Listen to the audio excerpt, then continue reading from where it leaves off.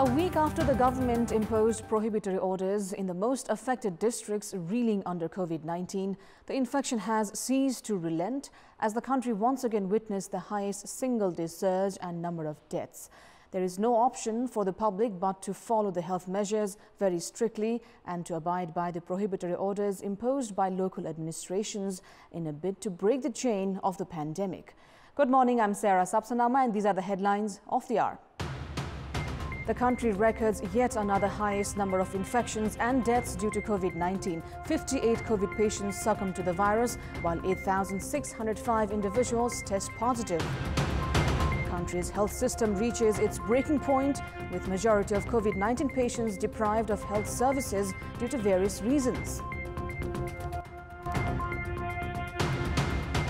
The U.S. extends its support behind an initiative at the World Trade Organization to waive intellectual property protections for coronavirus vaccines. And Chelsea reached the Champions League finals to set up a clash with Manchester City, defeat Real Madrid in the semis with a 3-1 aggregate win.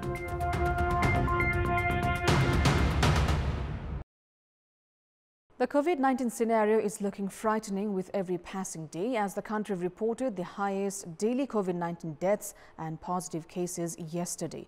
58 individuals succumbed to the virus while 8,605 individuals tested positive. The country recorded over 8,000 cases of COVID-19 for the first time with 20,756 samples tested through the PCR method. Kathmandu Valley alone registered 4,825 new cases. According to the Health Ministry, there are 66,352 active cases at the moment, while 381 individuals are in various quarantine centers. Meanwhile, 1,993 individuals have registered full recovery, taking the total recoveries to 289,783. The recovery rate has, however, dropped to 80.6%.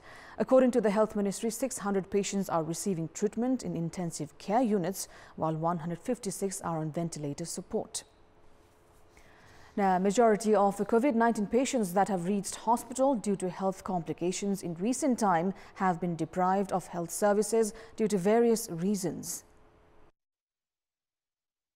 Ram Prasad Kewat from Nawalparasi's Sarawal rural municipality had been suffering from fever for 5 days. On Monday, Kewat tested positive for COVID-19 and was taken to Prithvi Chandra Hospital after reporting of breathing problems, among others. However, the hospital could not admit Kewat, citing lack of beds. He was then taken to Lumbini Provincial Hospital on Tuesday and waited there the whole day to get admitted to the emergency unit. Kewat was among many others who had been waiting for the hospital to admit them. Many others had failed to get beds and were preparing to return home despite their health condition. Patients who needed ICU treatment laid on the floors, struggling with the infection. The Lumbini Provincial Hospital has an emergency unit with 30 beds, including 7 beds allocated for the fever clinic. However, 53 COVID-19 patients were receiving treatment on Tuesday morning. Health workers had tried to adjust as many patients as possible, even if that meant keeping the patients on the floor for treatment.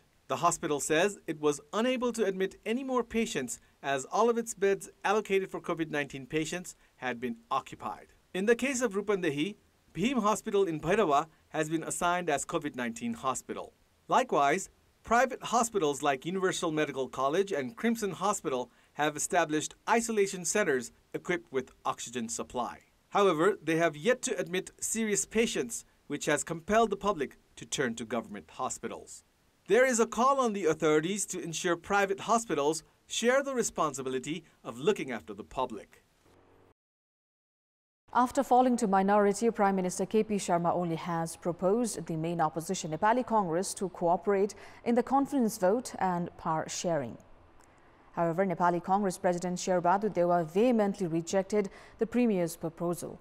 A day after Nepali Congress decided to vote against Premier Oli, the Prime Minister went to Leader Dewa's residence in Budanilkanta with his close associates yesterday and held a meeting with the main opposition leader for about 2 hours.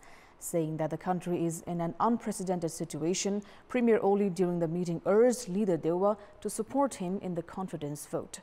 Recalling their joint involvement in the democratic movement, Premier Oli also requested Leader Dewa for power sharing.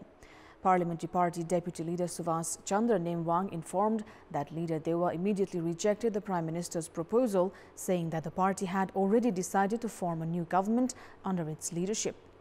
Premier Oli sought for support from Nepali Congress in doubt of floor crossing by members of the disgruntled faction within his own party. The Madhav Kumar Nepal-led faction, meanwhile, has intensified meetings with other opposition parties to oust Prime Minister Oli.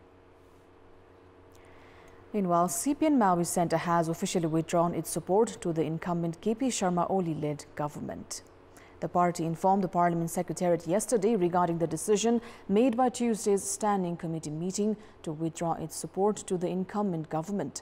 Following the withdrawal of support, the KP Sharma Oli-led government has fallen into minority.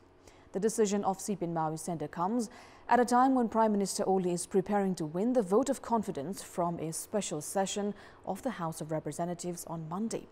The Pushpa Kamal Dahal Madhav Kumar Nepal faction of the then Nepal Communist Party had quit the Oli-led government following the decision of dissolving the lower house taken on 20th of December last year. CPN Maui Centre had not taken any decision earlier to withdraw its support to the incumbent government, despite dwelling on the issue several times after the Supreme Court revived CPN UML and CPN Maui Centre, scrapping Nepal Communist Party.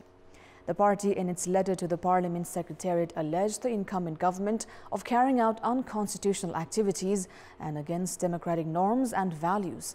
The party also criticized Premier Oli of summoning the special session of the lower house, a practice which is not provisioned in the constitution.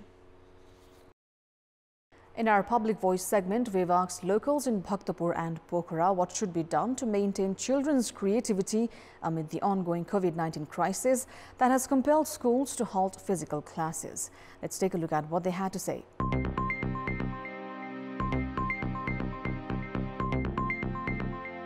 विद्यार्थीले सिक्नै पर्ने विषयहरू त्यस्ता टेलिभिजनहरू मार्फत पनि जान सकियो भने सबै तहमा रेडियो मार्फत टेलिभिजन मार्फत जान सकियो भने सबै तहमा पुग्छ जस्तो लाग्छ। जति सक्दो चाहिँ अभिभावकहरू चाहिँ बच्चासँग चाहिँ घुलमिल हुने हैन।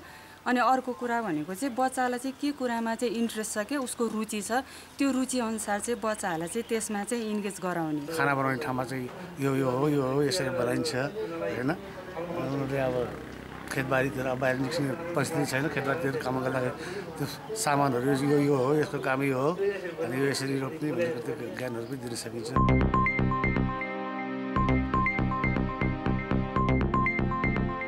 Time now for our segment Public Pulse, where you text us with your opinion.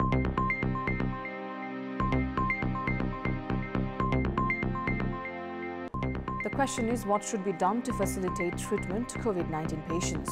Your options are A, government should take responsibility, B, expand hospital services, and C, community should be active.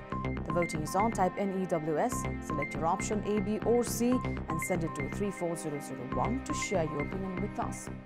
Time now for the sports update.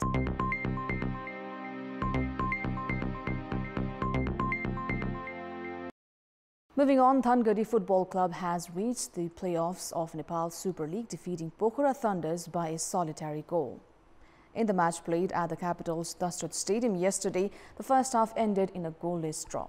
Darshan Gurung finally broke the deadlock by scoring the only goal of the match in the 68th minute to seal Thangari's win. With the win, Thangari has secured 10 points from 5 matches to become the first team to advance into the playoffs. Pokhara Thunders are in the 5th spot of the league table with 5 points from 5 matches. That's all for the moment. Thank you for watching. Have a great day ahead.